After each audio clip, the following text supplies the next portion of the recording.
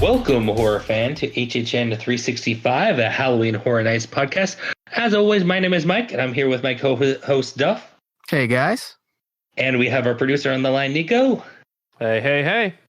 On today's show, we have a bit of a special episode to celebrate our 30th episode leading up to HHN 30. But first, Duff, do we have some news and rumors? Yeah, we have a little bit going on right now. So the first thing, as most of you have probably seen at this point, is maybe we have announcements coming soon. That's kind of stemming from the Halloween Horror Nights official Twitter account, going to a bunch of people who were begging for announcements, going back as far as April, all with the tweet, "What an intriguing HHN 30 tweet." Smiling devil emoji. Can we share it? If 18 plus and agree to, link to the terms and agreements, reply #YesUniversal. So it'll appear that they are going to do like an announcement video or a hype video of some sort, including all the people asking for announcements. And with them asking now, it looks like it's probably not too far out. Nice. That'll be fun. That'll be exciting. I'm glad we're just finally getting announcements. Yeah, kind of exciting to see something happen at this point. Absolutely. Then we got a few rumors going on as well. If we're going to the Inside Universal forums, these are from Legacy. One, we are getting a little more detail about the Mannequin Theater house that's been rumored. Okay. Supposedly, he's not too sure about the mannequin aspect. It's more like a performing arts center vibe that he's got. And he has said that theater kids would love it. So that's really all he's got. This is getting really weird. It has like kind of Phantom of the Opera vibes. He's very much right now like, this is what I think. It could be wrong.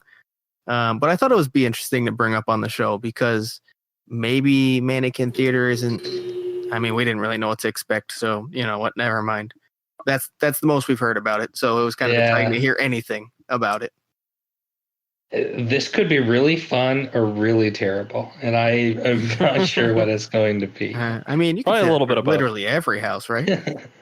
Yeah. Also, something that we heard a little bit before, didn't really want to talk about, but Legacy has now said it, so we'll say it as well, and that's possibly don't expect shows at Horror Nights 30. As sad as that is, yeah, that means like any, not just AOV. But also a Lagoon show. Okay. So we've heard this a couple of times. Every time I hear it, it just unfortunately doesn't ring true to me because if they are going to be doing social distancing and they're going to be doing these virtual queues, they need shows in order to put people places. And it's not like Universal hasn't figured out how to do shows. They have just announced today, as we were recording this, the Born Stuntacular is open to the general public. God, so they are doing shows. I don't understand how they couldn't do shows at HHN 30. The thing that it could be is budgets, possibly. We've seen them cut things that aren't essential to the event already at this point. Could shows be on the chopping block for that same reason? Maybe. And also the people we have heard it from, I trust. It's not a definite. It wasn't like, hey guys, there's not going to be shows. But it was they're really considering not doing it. I wouldn't expect it. Yeah, I mean, I love shows. They're part of the thing that I like about Halloween Horror Nights the most. I think it really is needed in the event. It cuts down and, just going through, standing in long lines all the time. I like being able to sit down and it's just a different aspect of the event. I feel like without those, it's going to be quite a bit different this year. I agree with you. It's going to be different. I would miss shows very, very much if they don't come this year. This isn't something I would want. It's not something I'd necessarily fully predict at this point, but we've definitely heard it from very credible sources. So at the very least, they're considering not having shows. And on that same note, what's the last news and rumor? Yeah. So this isn't really big towards HHN 30. This means nothing, but it's a bit of fun news. If you go to Drubov, DRUBOV's Twitter, he has a video where you can watch them playing Marathon of Mayhem after hours at the park. So now it's very typical for them to play the whatever the normal Lagoon show's called. I can't even remember at the moment. Since they aren't getting to use it right now, it's kind of like for maintenance and upkeep. But interestingly enough, they pulled out Marathon of Mayhem the other night. And I wish I could have watched that. I know. Person. That's the reason to sneak into Universal. Obviously, don't expect these properties to be here for HHN 30, which means they won't have the rights. So this isn't like it's coming to HHN 30 thing, which I've seen a few people think is possible, but it's really not at this point. I mean, they could be testing out the screens and projectors and just kind of doing pre-maintenance and putting in a different show later. I mean, it could potentially mean they are doing things for HHN 30, but I mean, I don't know, because they regularly test the Lagoon show anyways. They just usually do it with the regular one, not a Marathon of Mayhem. Another speculation, I'll call it, people have been saying is this happened like right after the layoffs, and that maybe some of the higher level, maybe even executives that were laid off had the opportunity to watch it as like a goodbye treat. Which sounds kind of plausible, but that's not like inside information. That's just purely speculation I've seen from others. Don't expect to see Marathon of Mayhem come back in that incarnation again, or maybe even a show as we just talked about earlier. But so if you want to go watch that, I suggest it. You don't have a great view, but just hearing the music and seeing it happening in real life is kind of exciting. Anyways, also, not news or rumor, but we have something else before we move on to our main segment, and that's a voicemail. Ooh, hey. Yeah. Which usually we play at the end of the episodes, but this voicemail we want to talk about as well. So we're going to play it for you here, and we'll be back after that ends to kind of discuss what happened. Hey guys, love your podcast. We were just discussing this earlier. We've got a little YouTube channel, and we were discussing the Disney park closings and everybody panicking about them. And I just wanted to sort of talk about it with somebody, because you all seem to be less panicky than most about it. The fact is, I don't think it's really any concern, because the two events can't even be compared. Also, the sheer capacity of Disney is a big logistics issue, as well as the fact that they've been selling Mickey's Not So Scary Halloween tickets since early February, and you have to have, and it's like select nights, so they have no way of monitoring who's coming in or anything of that nature. Like, with Halloween Horror Nights, you can buy the tickets and go on select nights, so they could have capacity limits, and we could run into some issues there. But with Mickey's Not So Scary, the big issue was how long the tickets have been available, how quickly those tickets sell, and I don't think people are thinking rationally when comparing the two events. There's really not. I don't think at this point there's anything to worry about. I don't think that this news relates to Halloween Horror Nights really at all. But we're big fans of the podcast. Just wanted to say we appreciate it. Just wanted to sort of give my 2 cents on it. See you guys. All right. Well, thank you so much for that voicemail. I don't believe you left your name or your YouTube channel. You absolutely can. We will definitely, plug it. But what do you think, Duff? I mean, I think if you listen to us, you know that we are very Universal 100% intends on hosting this event. If the parks are open, you're probably going to see HHN happen. So one, we believe it's going to happen at this point, at least. But I also agree with what he's saying, where Mickey's Not So Scary Halloween Party has no bearing on Halloween Horror Nights. One, they're completely different events, where we talked about it a little bit on the last episode, where Mickey's Not So Scary it's fireworks and parades, and you're not going to have that right now. Yeah. And handing out candy, which absolutely isn't going to happen right now. Right.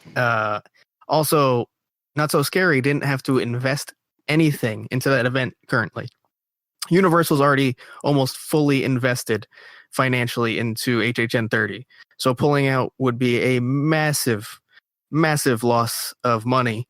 And also HHN is just more profitable than Not So Scary is comparatively. So yeah, I completely agree with what he said, that just because Not So Scary got canceled, don't take any bearing on that towards HHN.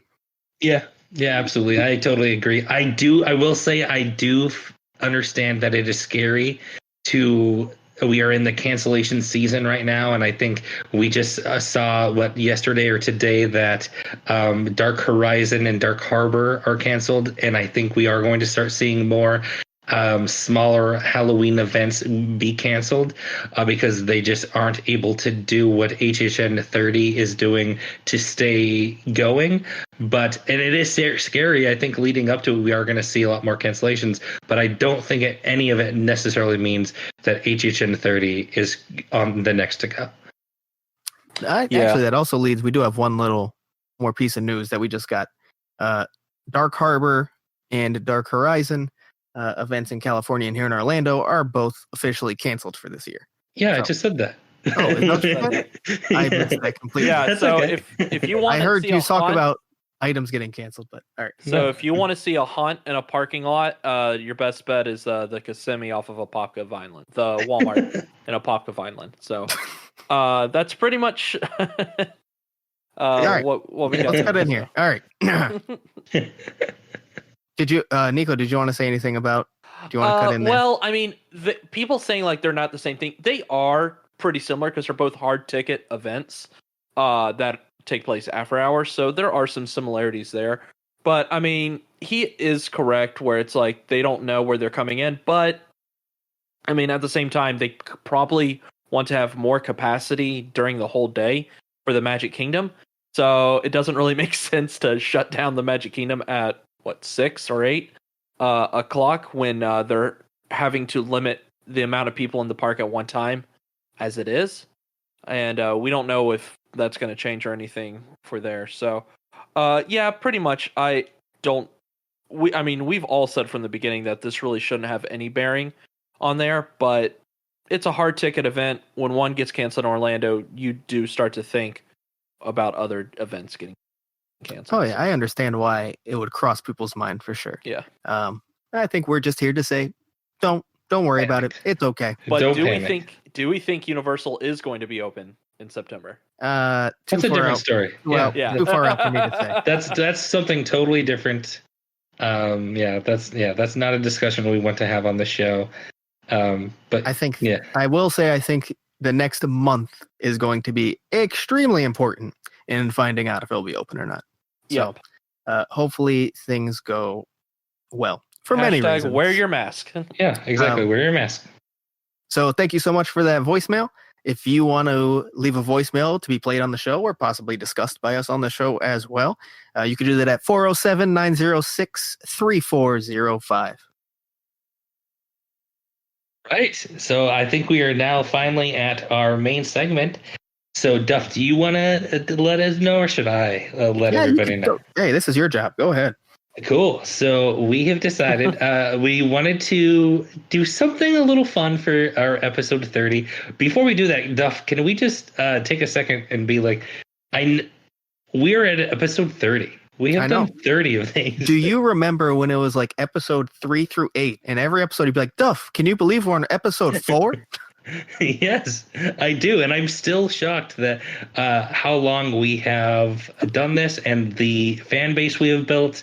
I'm shocked every time we get a tweet sent to us or like we get more than 5 likes on something. I am I'm very shocked by it all, humbled by it all. We are at episode 30. I know it's insane. And then the crazy thing is that's not even that long. I mean, we don't plan on stopping anytime soon. So this is the very beginning still for us, but almost also, a year though. Also a milestone.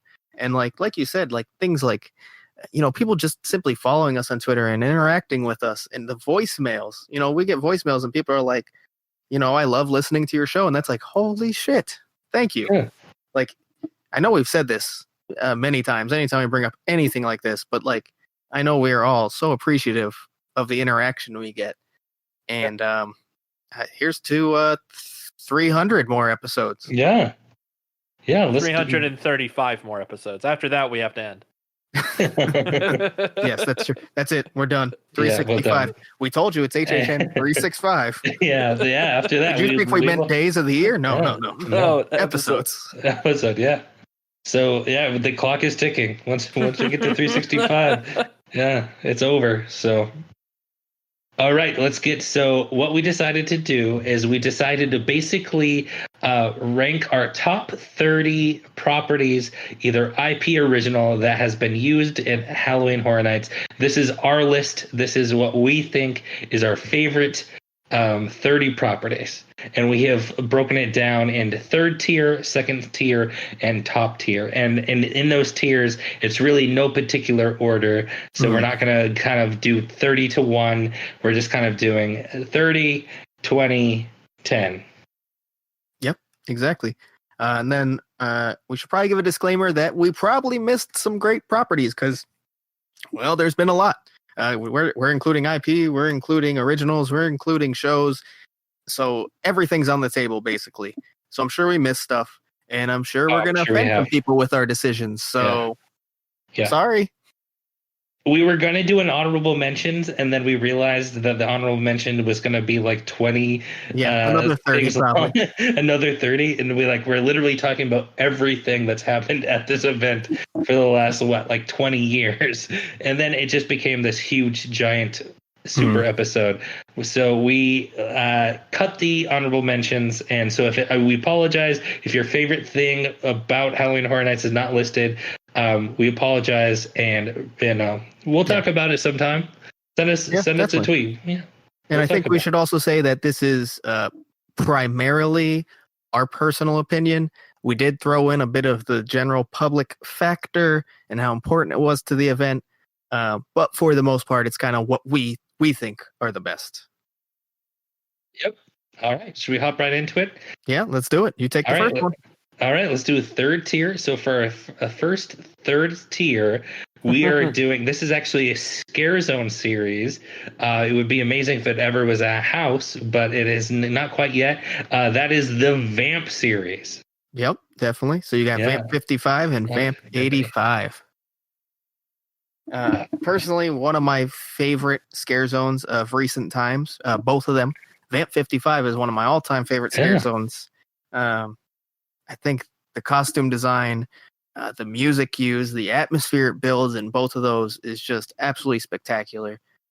They are both great callbacks to the eras that they pay tribute to. It's just perfection. Fun, got some scares. Love it. If you haven't downloaded Helping Haunts yet, you still can. The prizes is over. That has been done. But if you haven't downloaded the episode, it's still up there. You can donate $1 to do it. And if you haven't yet, I will just say Duff tells the most touching story that I think I've ever heard Duff tell in my 10 years that I've known you. Like, you brought a tear to my eye out of nowhere. You tell this story about the Vamp 55 Scare Zone, and it's just you gotta listen to it if you haven't yet. Yeah, and then that's neozaz.com/helping-haunts. Just donate $1. You get the episode. A lot of awesome HHN content creators podcast out there. It's a great episode. Do you want to get the next one? Yeah, sure. So the next one, I think we enjoyed. However, I think this one actually did have a bit of that general public and what it meant to the event impact. And we went with The Purge. Yeah, I actually really like the Purge series. It is kind of a guilty pleasure for me. I do really enjoy the series, actually. Purge Anarchy, the first Purge, are both really great movies, in my opinion.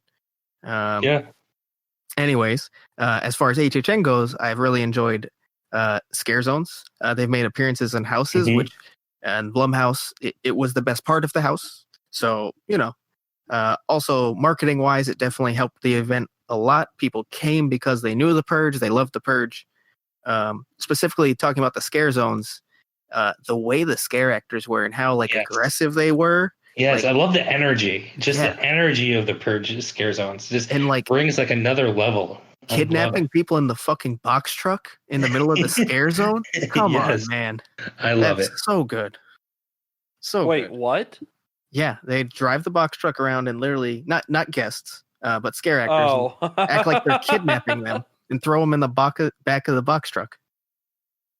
That's crazy. That's wow. Not everyone's a massive fan of The Purge at Horror Nights, but I think for the most part it was really well done. And the highlight of the houses it was in, and hey, I think it deserves at least the third tier. Yeah. And I will admit, I know that people don't love the Purge house just because it replaced Scream last minute. I think a lot of people hold that against it. I think I actually liked it better in the Blumhouse house. Yeah, I was going to say. A small snippet, which people did not, but I did. Some people didn't. Yeah. Hey, this is our list, so shut up. I love the scare zones, though. The Purge scare zones have always been great. Agreed. All right, on to another one that was on here because it had an amazing scare zone. We're doing the scare zones first. That also had a house. That would be Trick or Treat. Yes. Oh, that scare zone, man. Oh. Yeah. So, again, one of my favorite ever scare zones was Trick or Treat. I love the location, Central Park in general. But Trick or Treat used it so well. Sam is actually one of my favorite horror icon, I guess you would call him, villain of all time. He's adorable and terrifying all at the same time. Mm-hmm. The scare actors were great, high energy. They had the puking prop on the stoop. The lights and the way the trees were lit up and the way it looked from afar in the dark, oh man, so good. The house itself, I wasn't a massive fan of. I thought it was a good house. The sets were beautiful, but I prefer the scare zone actually. So, right. What's the next one, Duff? So the next one is going to be something that's only made one appearance. So that's we have a few of those on this list, but this is the first time we're going to see that. But boy, did it make an impact, right? Yes, it did. This is one of my personal favorite houses, and that would be Slaughter Cinema. Oh boy, here we go. You know, if you love B horror movies, you will absolutely love Slaughter Cinema, as I did. And many others. It made a huge impact in HHN 28. I think it was a lot of HHN diehards' favorites. It seemed to be received well by the general public as well. It was one of those houses that was just so fun, yet also hit you with some good scares along the way. The facade was beautiful, tied into Carrie. You can't really ask for too much more than original in my mind. To go out on a limb here, but I have to say we have not seen the last of Slaughter Cinema. It is one of those that it works perfectly well for second, third, fourth sequels. You can basically sky's the limit on this. I don't think it will ever grow old. We're going to see more Slaughter Cinema. Yeah, I mean, give it a couple of years. Keep creating new properties within it. And it will go forever. And if you go back to our HHN draft episode, I drafted it and made it a Lagoon show, which I think would be absolutely badass. That would absolutely work. You know, maybe one day. We'll see. Yeah. All right.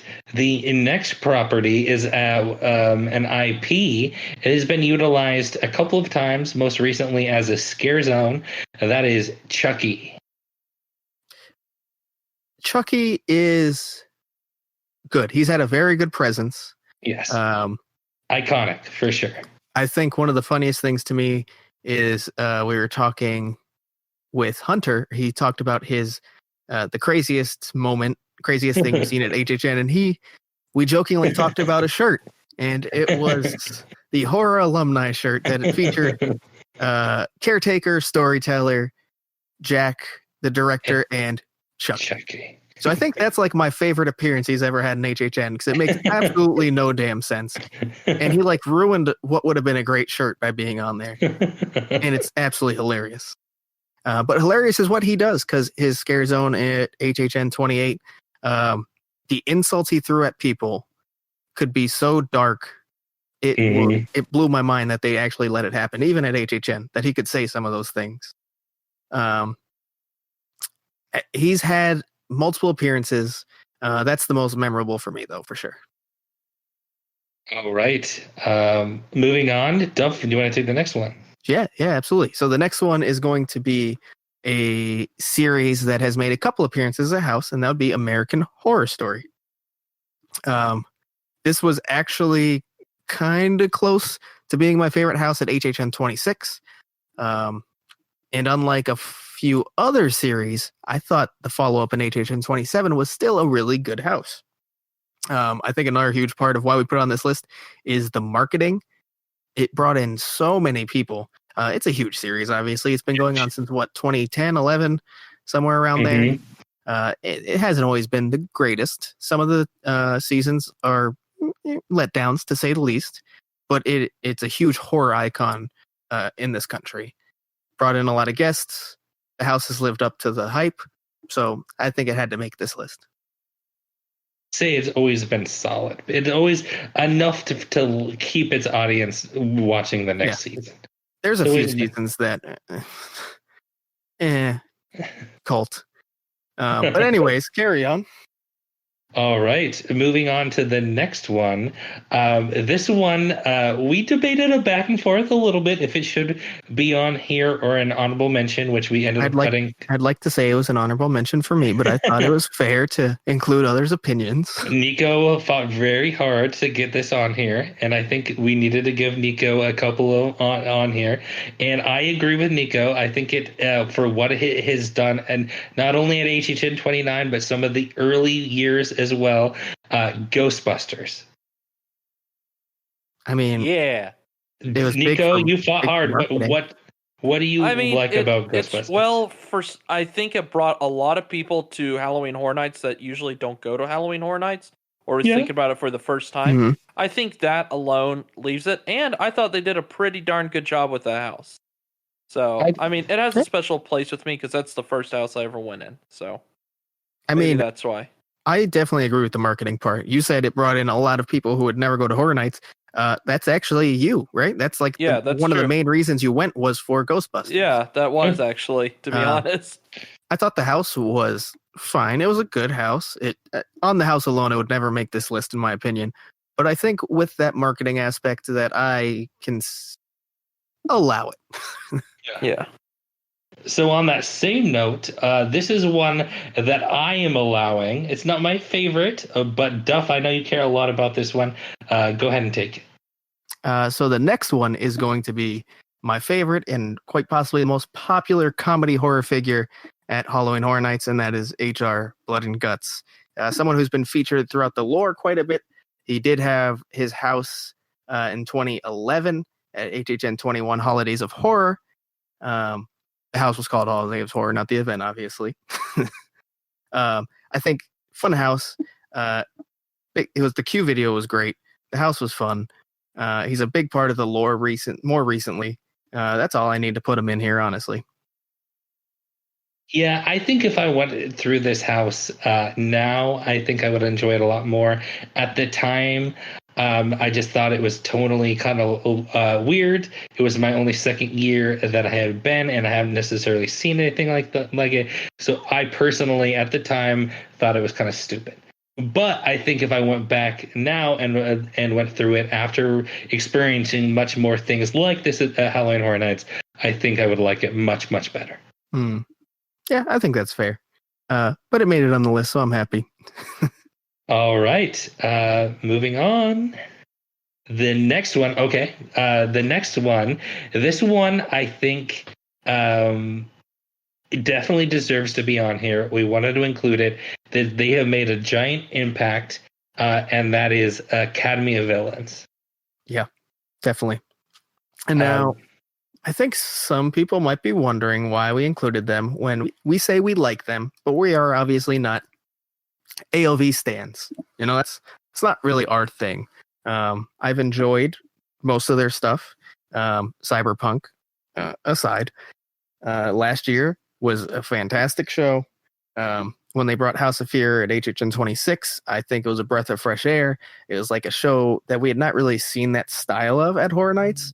So I really do enjoy them. But I think this kind of goes back to what Nico was saying about Ghostbusters, where it didn't necessarily bring in people who wouldn't go, but I think it got people who would maybe come to the event to come every night. The amount of people that go and watch as many possible shows of Academy of Villains as they can is astounding. So we can't downplay their impact on HHN. They have a huge following, probably much more than anything else that is at Halloween Horror Nights. Academy of Villains is huge. It is not necessarily our cup of tea, but it is definitely a giant fan base. And that's not saying we don't enjoy it. We love it. Yeah. But we're just not going to go be in the first show every night. It's just, Yeah, we're not every nighters. To be fair, we are also Bill and Ted fans. Yes. We are not people who blame Academy of Villains for Bill and Ted like some do. So don't take it that way. That's just more the show we're looking for than Academy of Villains. So that's the only reason we don't absolutely adore it like some people, but we do really enjoy them and hope to see them return for many years. Yes, absolutely. Yeah, I like my comedy filler kind of lightheartedness, not necessarily in a house. I really enjoy it in a show, and I think Bill and Ted did that amazingly. I know it's not everyone's cup of tea, but we'll get to that later. Yeah, for reasons we should stop talking about Bill and Ted now. Yes, it may come back later. All right, do you want to take the last one in tier 3? To round out tier 3, we kind of had a lot of trouble debating what would go in tier 2, which would go in tier 3. And this got the short end of the straw and ended up in tier 3. And that would be Run. I'll be honest. I've said it many times. So unsurprisingly, I did not go to HHN 25. So I did not get to go to that incarnation of Run. However, I do enjoy the Run series as a whole. So it's kind of tough for me to drop it lower. I think like some people might want to, because of the HHN 25 house is not failure, but disappointment for many. I don't know. What do you think about it, Mike? I have actually never experienced a Run house, but I know that if I Run is one of those that just I know that I would love. It was definitely built for me. I love the premise. I love Eddie. This is definitely one of those that going back and just being an HHN nerd, Run is up there for me. I really regret not being able to experience any of the runs. Yeah, exactly. So why don't we move on to the second tier, Mike? Right. So this one is going to be an IP. I think it's one of some people's probably favorite IP houses of all time, and that it is definitely up there for you, Duff. That would be An American Werewolf in London. Yeah, baby. So the only reason it came to that borderline, I guess we didn't tell you, it was kind of borderline with Run. Would it be second tier? Would it be third tier? The only reason it dropped that low is because it's had 2 incarnations, and the second one was kind of a carbon copy. So that kind of dinged it a little bit. But House, I guess you could say for 23 and 25, basically the same thing, were absolutely fantastic. Yes. At the time, it was one of the best uses of an IP at HHN ever. Yes. The way they took you through the story, and it was kind of had that storybook kind of going through it, but it was also extremely interactive. I mean, I love the property in general, so that kind of gives it a little bit of an advantage as well. But I mean, you look at people's top 10, top 20 houses ever, and this is in a lot of people's, whether it's 23 or 25. So I think leaving it off the list would have been near impossible. Yeah, and I honestly have to say, Duff, the reason why it was a carbon copy for the most part was because of how popular it was at 23. Yeah. People were clamoring for this to come back, and they gave in and they said, they don't often do this, but they should, sure, if you liked it so much, let's bring it back and not really change it up. And, I don't think that's necessarily a knock on it. It makes it, that's just how good this house was. Yeah, definitely. And I think it's well worthy of being in the second tier for us. For sure. All right. What's the next one, Duff? So the next one we have is going to be the first time we stray away from shows, houses, scare zones. We're also going to get into games, and that's going to be Legendary Truth. So, of course, as you know, it's had Wyandotte Estate, a house. A house.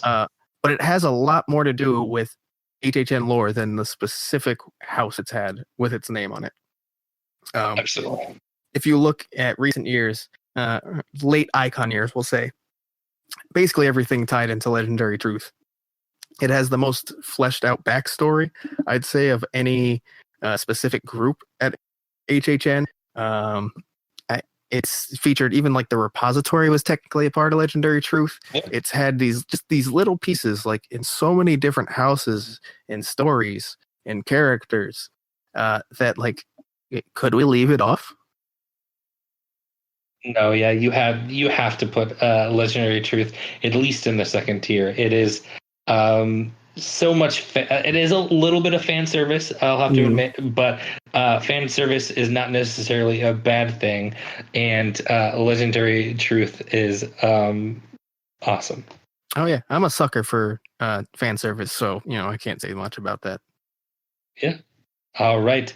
The next one we have on here, and I don't know if this is necessarily one of our favorite original properties, but it's definitely always solid, and it definitely deserves to be second tier because just how solid it is. I don't know if it's ever one of our favorite houses, but that would be Scary Tales. Yeah, definitely. I agree with exactly how you put that. It's a very solid recurring series at HHN. So I think obviously it's had multiple appearances, which gives it kind of an advantage. I will be honest, I was tempted to put it third tier because I wasn't the biggest fan of Deadly Ever After. But I think as a whole, it still deserves to be up at this level.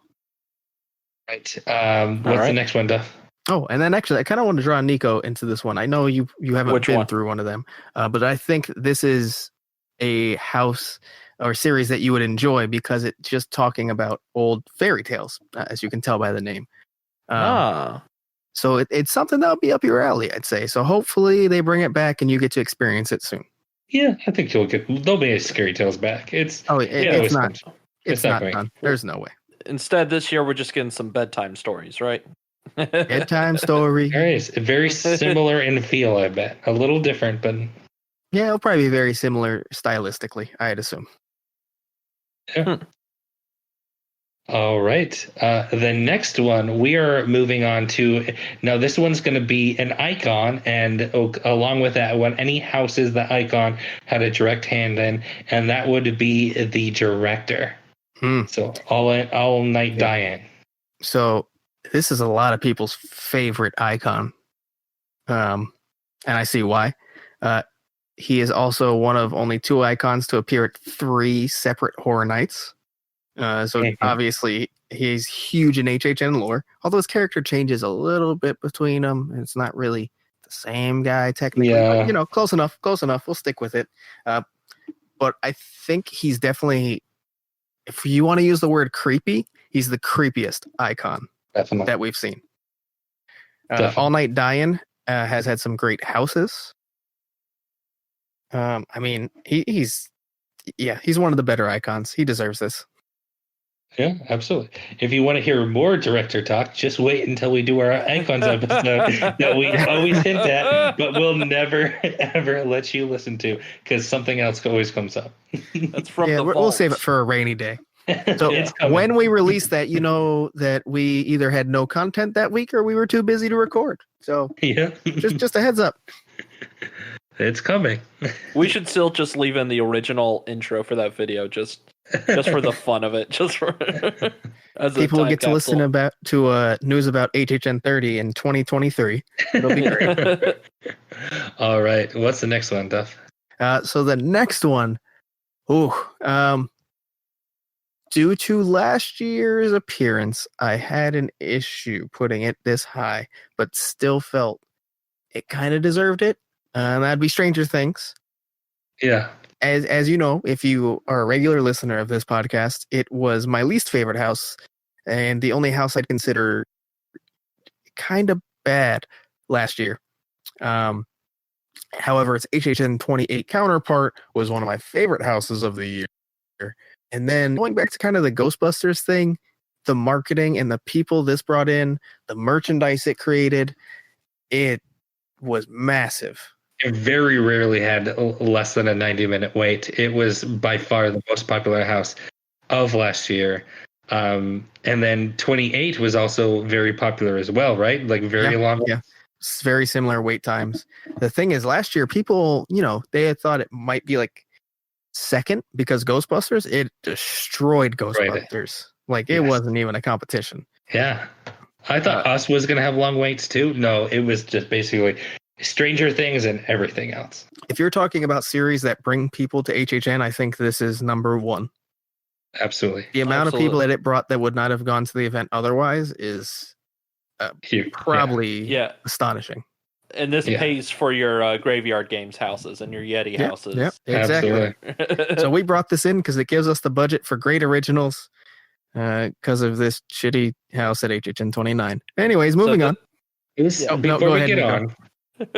we go on, I just want to ask a question. Is Stranger Things the biggest IP property at the particular time it was like zeitgeisty that they've had? I know American Horror Story was kind of in there, but no, Stranger Things beats that. Stranger Things. It was like a perfect grab at the perfect time of the time. Yeah, I honestly think it has to be because a lot of the other big IPs they brought in were years after they were massively popular. Yes. So, yeah, I'd agree with that. Yeah. If Billie Eilish comes, I think that would maybe give it a run. But I don't know. I think Stranger Things might be bigger than. Yeah, that'd be close for the old Billy. I think music probably has a larger reach than the series on Netflix does, though. Absolutely. So, and Billie Eilish is the most successful pop artist of the past year, I think. So, yeah, I think she might actually take the throne. We've all seen those Spotify numbers. Insane.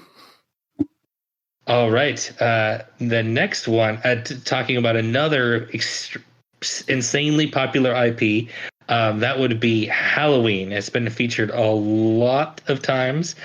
Sometimes really good, sometimes okay. HHN 24 had an amazing house. Amazing.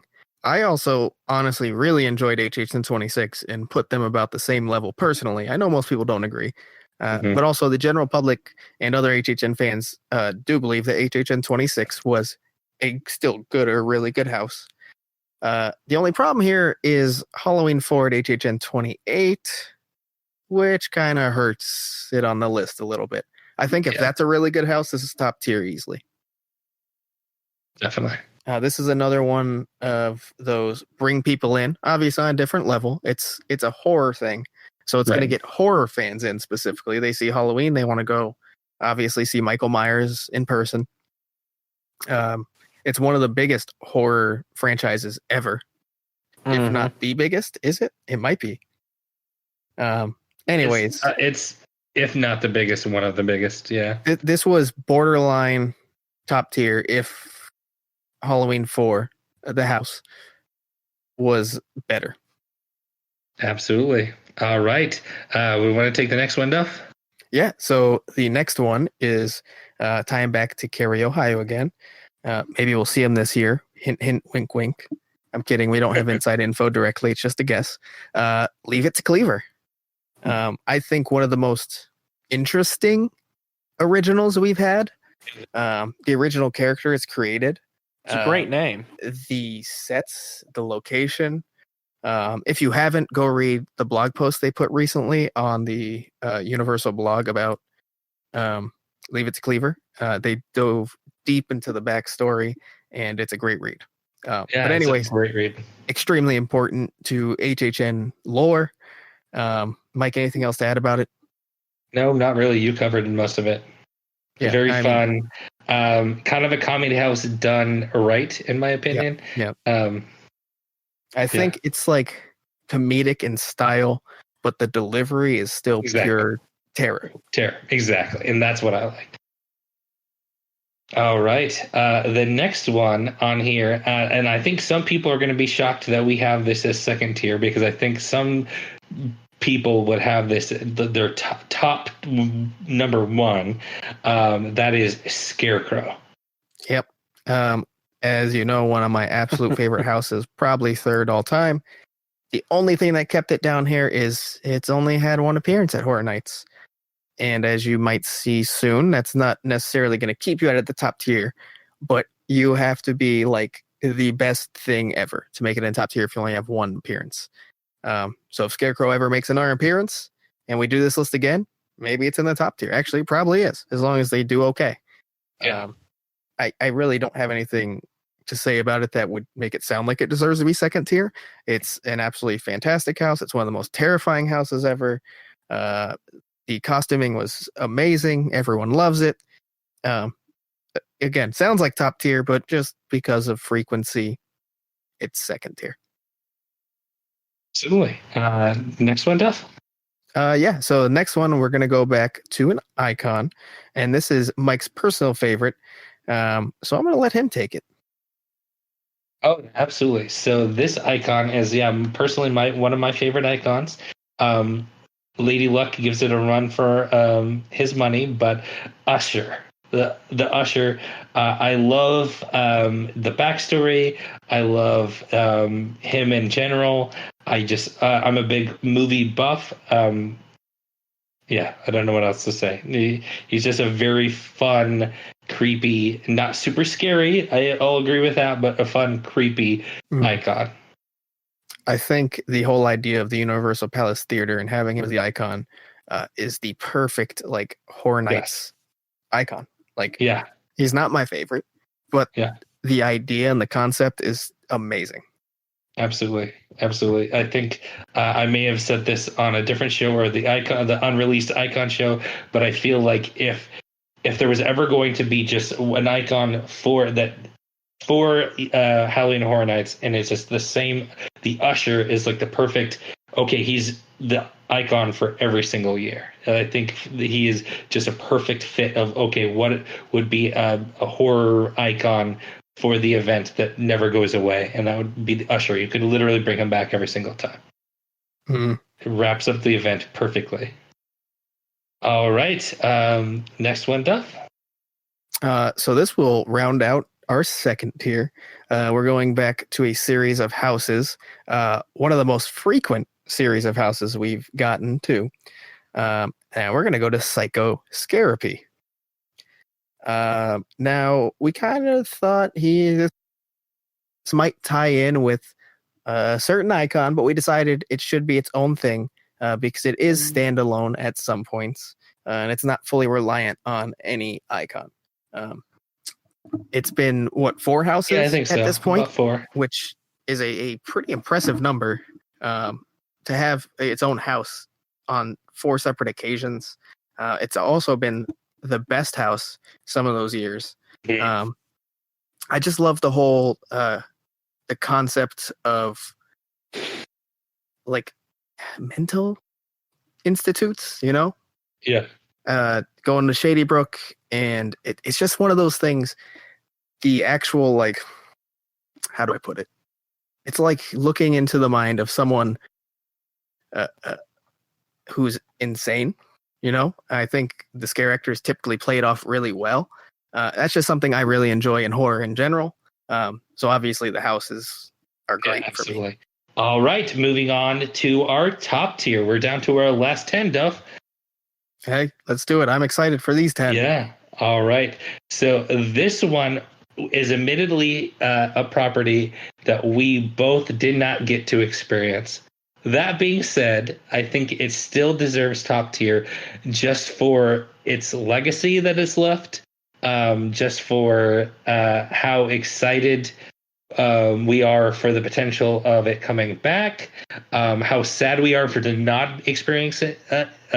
Does anyone have a guess? That would be Terra Correntis. Yes.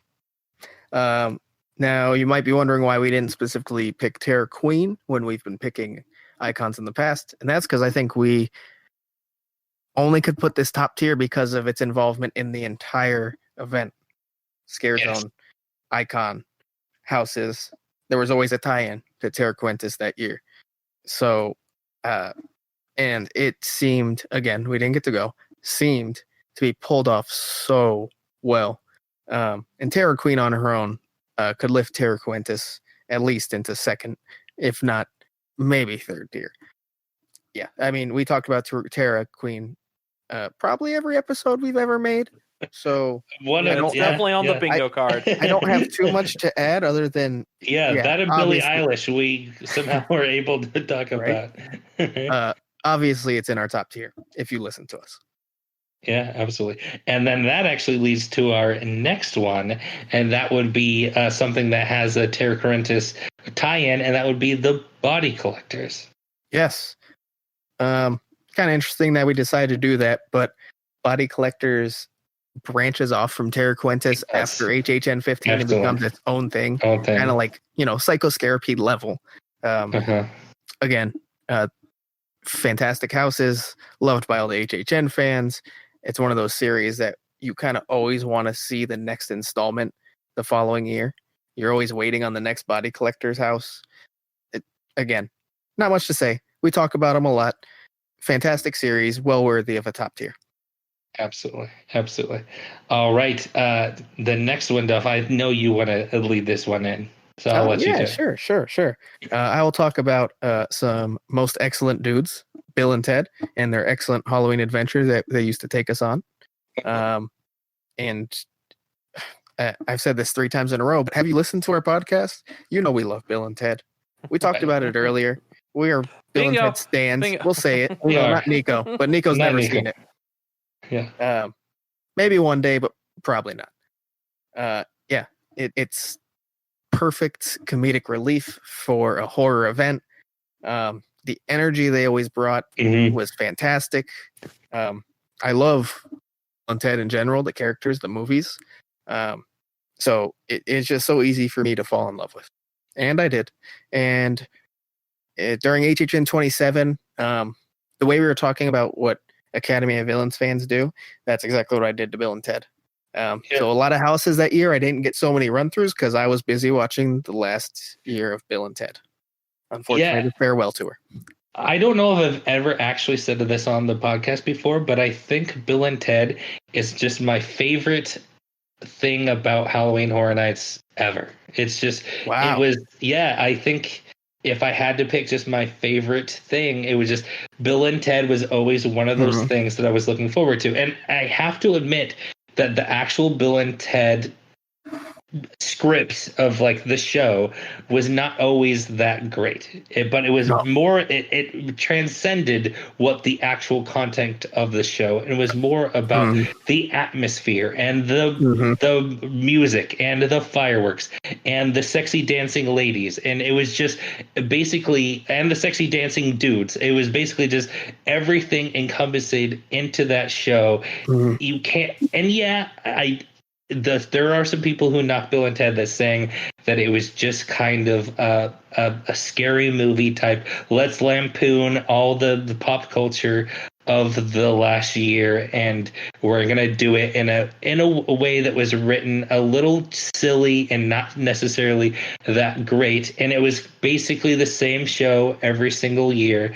That is all true. I can't deny that, but what I will fight for is the atmosphere that Bill and Ted brought to Halloween Horror Nights could not be replicated by, I think, anything else. AOV doesn't do it. Even a Marathon of Mayhem just doesn't bring that same atmosphere that Bill and Ted brought. No. I think the thing is, too, that I would say, too, yeah, it's just making fun of pop culture. It's a scary movie type thing. What's wrong with that?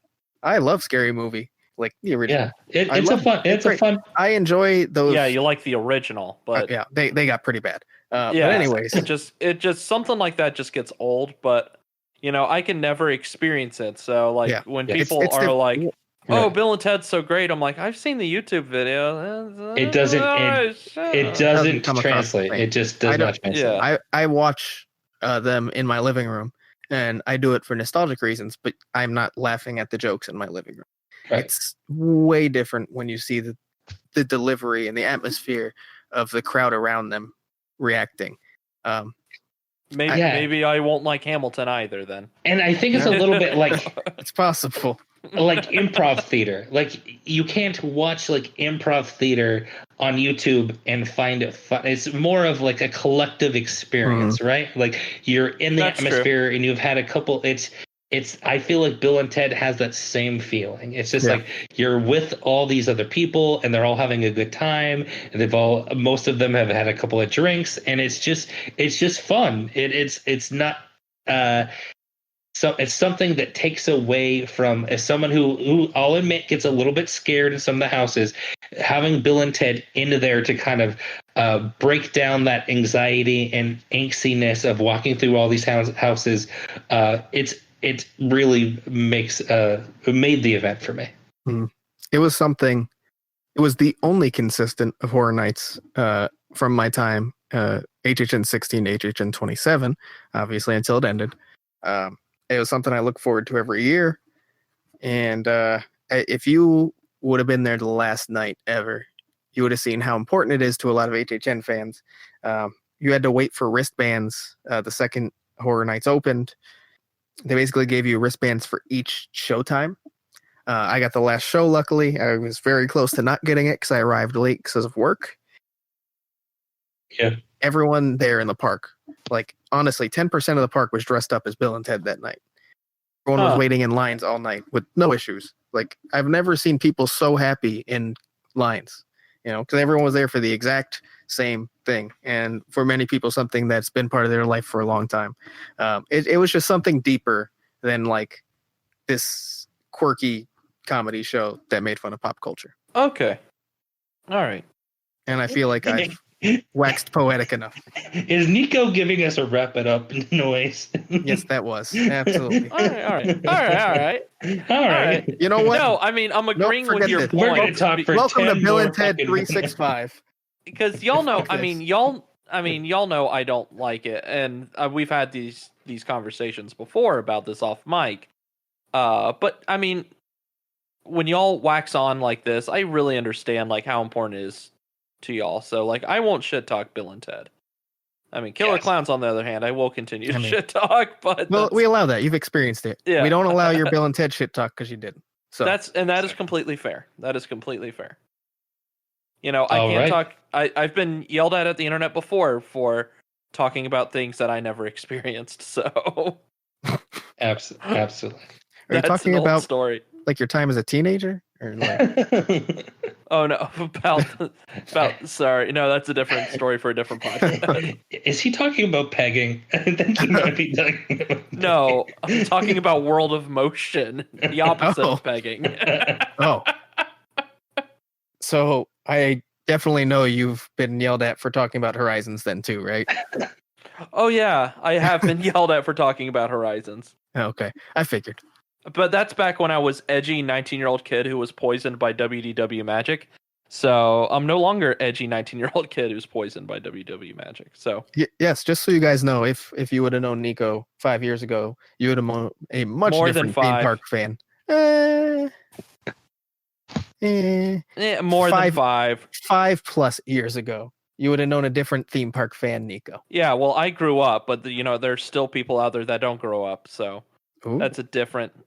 All Sorry, right. It's been a bad week for theme parks. Let's carry on. Right.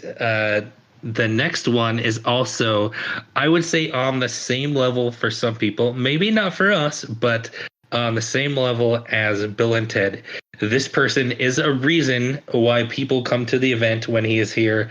He is has that same fond memories as Bill and Ted has for us.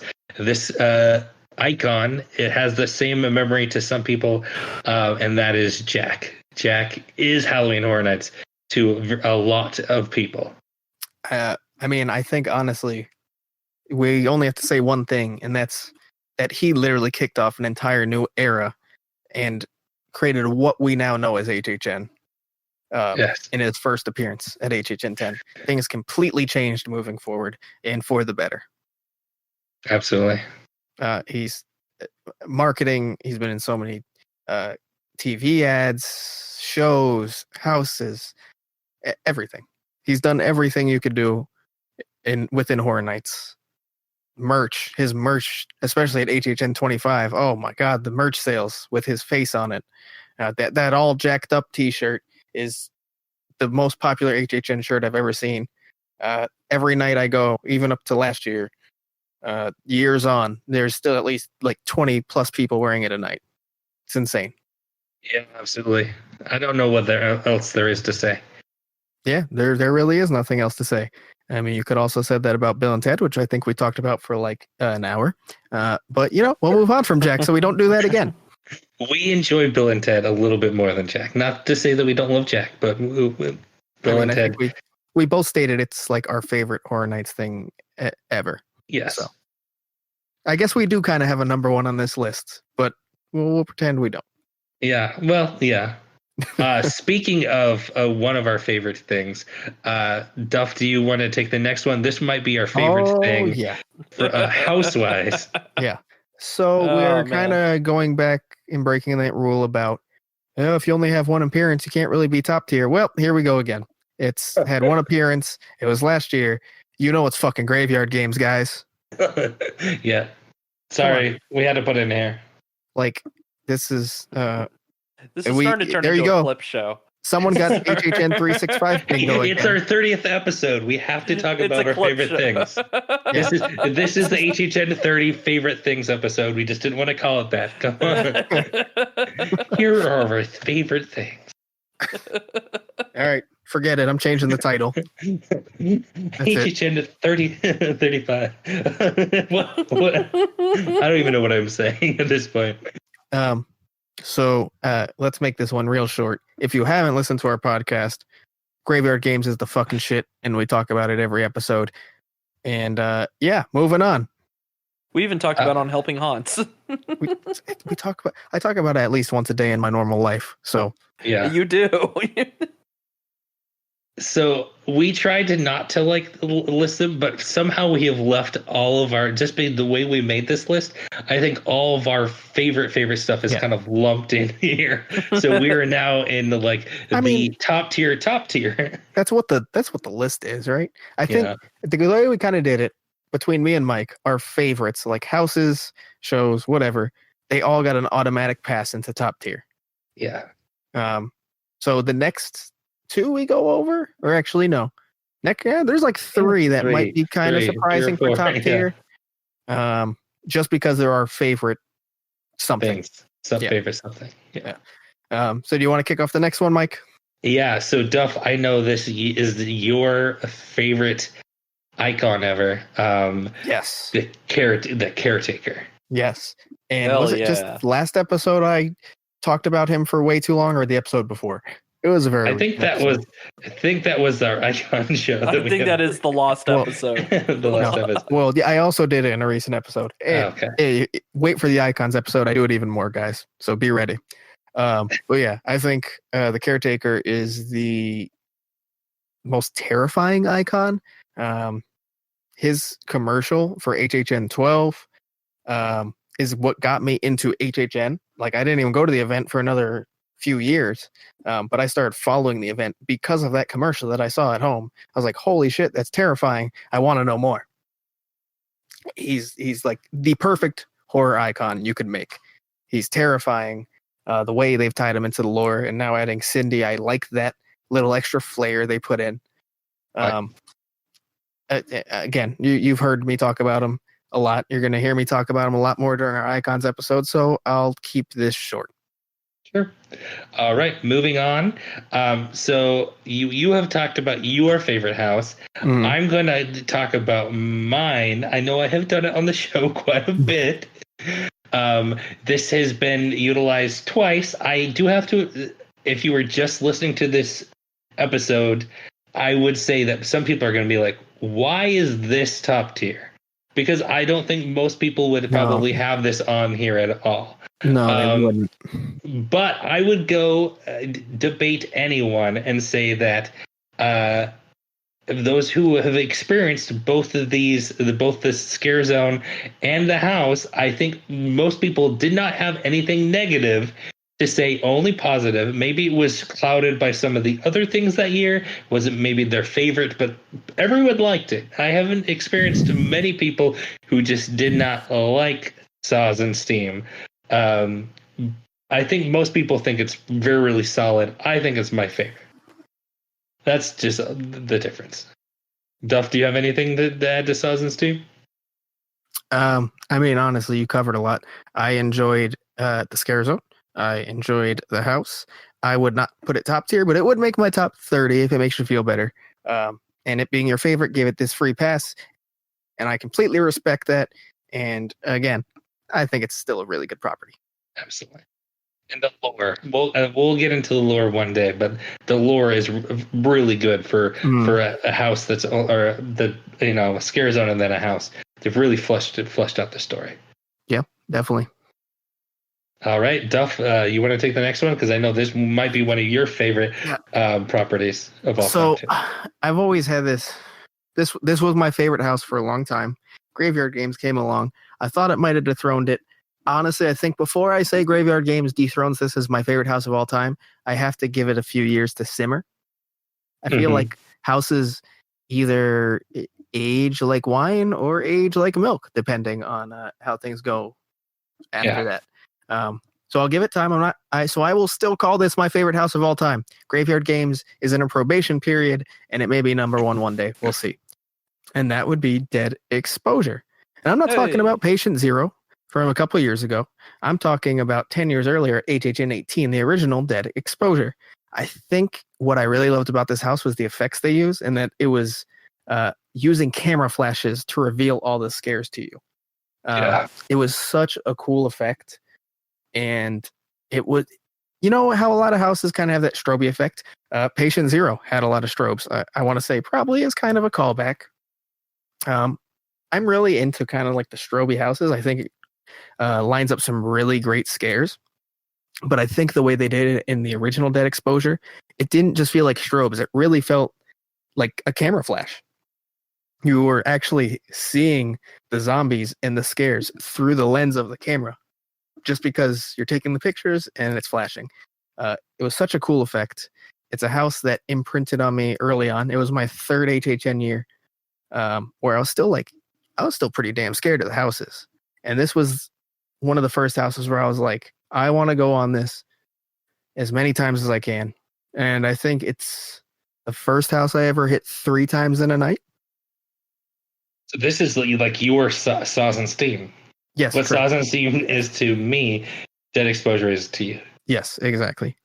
So we are on our last 2 properties. This next one is popular with a lot of people, popular with us as well. Definitely deserves top tier. I will fight this one if anyone says it doesn't. That is Nightingales. Mm-hmm. And I think if we're being honest, that's due to HHN 21's Blood Prey more than Blood Pit. Yes, yeah. Blood Prey, honestly, maybe in my top 5 houses ever, too. Fantastic house. Yeah, absolutely. Although, we've talked about this before, but I do give the character design to Blood Pit, the murder chickens. I think they look cooler. Most people disagree with me. I don't care. You know what a nightingale is? It's a bird, so they look like fucking birds. Move on, people. Murder chicken? Did you make that up, Duff? No. People actually were calling them murder chickens last year. Okay, but they're nightingales, which is a goddamn bird. Killer Cox was also popular. Nico definitely made that up. Nico made that that one up. is you definitely know that one was fake. And It's for good, Nico, they though. were very flaccid too. Yeah. All right. Our last one. Again, this is not necessarily our top one. I think it's up there for us though, and that would be Universal Classic Monsters. Hey, It that's has my top probably one. been used probably the most of anything, especially if you go back to the early years. I think it's probably topping like 9-10 houses themed around. It has such an advantage because it's all these different characters. I mean, it's had a year where it's had 3 different houses from UCM. You know, Yeah. like there's so many different characters involved. It would be so hard to leave off the list. And obviously, last year's incarnation was spectacular. It's my favorite house of all time. Yeah. You don't have a lot to go off of, but fair. I think there's a lot of people who have been going for longer than me who still think that's their favorite house. Yeah, absolutely. How crazy is it that last year had 2 houses that is like a lot of people's all-time favorite? That's a good year. Last year, I honestly people might think I'm crazy for this, but I think last year is definitely top 3 best years of all time. You have to look at all of the houses from last year. You have 2 of the almost greatest of all times in some people's opinion, and then you have things like Yeti. You have things, they're Marathon of Mayhem, Killer Clowns for some people, House of 1,000 Corpses for some people. Depths of Fear, some of the scare zones. Last year was good, and I know people don't love the scare zones from last year. I think there's for what they are, they were really good. Last year is going to, in my opinion, when we're looking back, last year is going to be a top 3. It's going to stand the test of time. It's not top 3 for me because there's already 21, 18, 17 right off the top of my head. I know I liked better, but I think that's mainly due to the scare zones being not great for the most part. Very average year for scare zones, we'll say. And for me personally, the IPs, there was a few that were a little lackluster for me. Although this is possibly one of the best years for originals ever, maybe number 1. Yeah, they all hit so well. Solid. Because like Depths of Fear, it's near the bottom of my list, but like you put that in any other year, and I'm like, that's a pretty damn decent house. But that's the weak point in originals. Graveyard Games, you know how we feel about that. Yeti, come on, fantastic. And then Nightingale's Blood Pit, I think I and a lot of other people really enjoyed. It didn't always get the best rap, but it was a really damn good and scary, intense house. Yeah, it was. Yeah. It was probably my least favorite original, but it was still really good. It would be top 5 in any other year. I think the only problem really holding it back for me again is scare zones, and then specifically maybe Stranger Things. Like it might be my least favorite house, not ever, but like bottom 5. I don't agree with that. I know you don't. That's fine. And then also like Ghostbusters was okay. Ghostbusters is some people's favorite thing from that year. Oh no, I know. There's a lot of people. There's people who say it's the best house of all time. Ghostbusters was really good. It was really good. I agree, Nico. I think there's people looking, or I am looking for something different in houses than people who would call it their favorite. Obviously, right. It was a beautiful walkthrough of a movie, and that's about it. All right. Well, that includes our list of top 30 HHN properties. HHN 365's favorite things. Yes. So turned into that somehow. Yeah, I mean, top 30 properties, favorite things. It's the same. Same thing. Except it didn't have twisted taters, so Oh yeah, favorite things. Oh yeah, or s'mores fries. Yeah, s'mores fries, blood bag girls. Yeah, having a mediocre Dufftoberfest at Stay and Scream. Blinky cups. Oh, we do need to make a the favorite things list. It's coming, right? We definitely need like something that's like snacks and drinks and stuff. Yeah, buddy. For sure. Yeah. Oh no, Nico loves his s'mores fries, baby. Hell yeah, and canned beef. It's called Who Hash. It's at Iowa, Nico. Come on. Yeah, that's right. All right. Well, I hope you enjoyed the show. We will be back next week with we actually have a show planned. I won't. No hints. No hints. All right. Well, we'll be back.